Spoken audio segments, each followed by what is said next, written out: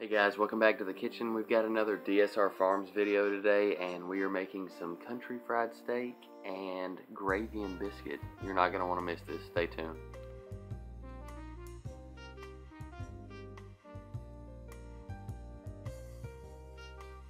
To get started, we're going to make some biscuit dough real quick. It's super easy. It's 2 cups of self-rising flour, 2/3 of a stick of melted butter that I let cool back down to about room temperature, and then 2/3 of a cup of milk that I pour the butter into, and it kind of solidifies back, and that just makes everything mix a lot easier to me.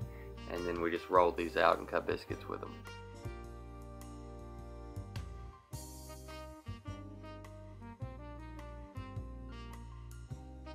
I lay these biscuits on a greased baking pan and brush the top of them with an egg wash, and they go into a 450-degree oven for about 12 minutes.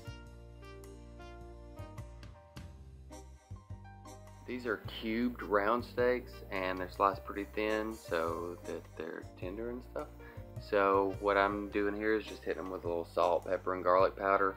And then I've got 2 bowls of flour, and they're both seasoned about the same, you know, a teaspoon or so of salt, pepper, garlic powder, and I've put a little chili powder in here too, just for a little kick. And you hit the flour with the meat, and then goes into an egg wash, and then it flours again, and then you set that aside.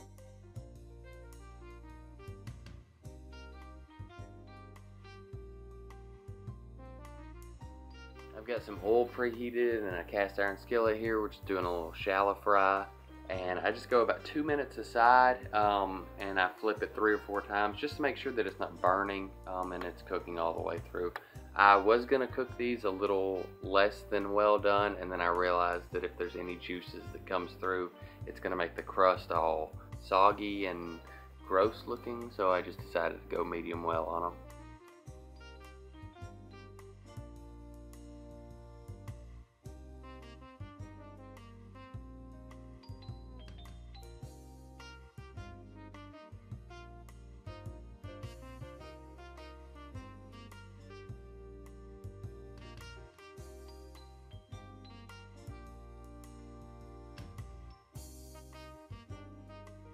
Onto this gravy is pretty simple. I've got a pound of sausage that I have browned right here, and then I add about a 1/4 cup of flour to this and just let that cook for a little bit and get all incorporated in with the grease and the sausage.